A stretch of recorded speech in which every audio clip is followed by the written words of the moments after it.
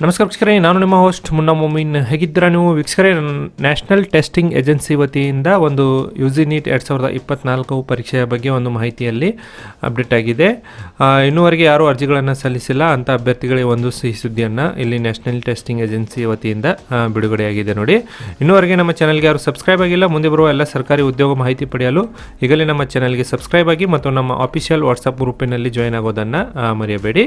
ವೀಕ್ಷಕರೇ, national testing agency ವತಿಯಿಂದ ಒಂದು ಪಬ್ಲಿಕ್ ನೋಟಿಫಿಕೇಶನ್ಗಳನ್ನು ಬಿಡುಗಡೆ ಮಾಡಿದ್ದಾರೆ. ನೋಡಿ, ಸಬ್ಜೆಕ್ಟ್ ವಿಷಯ ಏನಂದರೆ extending registration window for national eligibility cum entrance test NEET 2024 ಪರೀಕ್ಷೆ ಒಂದು ಅರ್ಜಿ ಸಲ್ಲಿಸುವ ಒಂದು ದಿನಾಂಕಗಳನ್ನು ಎಕ್ಸ್ಟೆಂಡ್ ಮಾಡಿದ್ದಾರೆ ಎಂಬುದರ ಬಗ್ಗೆ ಇಲ್ಲಿ ಮಾಹಿತಿಯನ್ನು ಕೊಟ್ಟಿದ್ದಾರೆ. ನೋಡಿ, ಒಂದು ದೇಶಾದ್ಯಂತ ನ್ಯಾಷನಲ್ ಟೆಸ್ಟಿಂಗ್ ಏಜೆನ್ಸಿಯವರು national eligibility cum entrance exam ಅಂದರೆ NEET ಪರೀಕ್ಷೆಗಳನ್ನು ದಿನಾಂಕ ನೋಡಿ ಮೇ 2024 ಈ ಪರೀಕ್ಷೆಗಳನ್ನು ದೇಶಾದ್ಯಂತ 14 ಸಿಟಿಗಳಲ್ಲಿ ನಡೆಸಲಿದ್ದಾರೆ.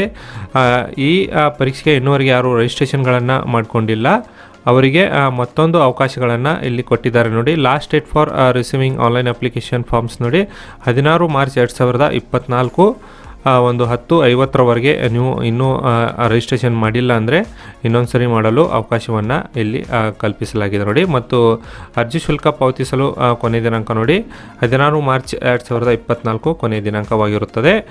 ಮತ್ತು ಈ ಪರೀಕ್ಷೆಗಳಲ್ಲಿ ಅರ್ಜಿ ಸಲ್ಲಿಸಿದ ಅಭ್ಯರ್ಥಿಗಳಿಗೆ ಒಂದು ಕರೆಕ್ಷನ್ ಡೇಟ್ಗಳು ಮತ್ತು ಎಕ್ಸಾಮ್ ಸಿಟಿಗಳ ಬಗ್ಗೆ ಮುಂದೆ ತಮಗೆ ಒಂದು NEET UG ಮೇನ್ ವೆಬ್ಸೈಟ್ ಪೋರ್ಟಲ್ನಲ್ಲಿ ಒಂದು ಡಿಸ್ಪ್ಲೇ ಮಾಡಲಾಗುತ್ತದೆ ಎಂಬುದರ ಬಗ್ಗೆ ಇಲ್ಲಿ ಮಾಹಿತಿಯನ್ನು ಕೊಟ್ಟಿದ್ದಾರೆ.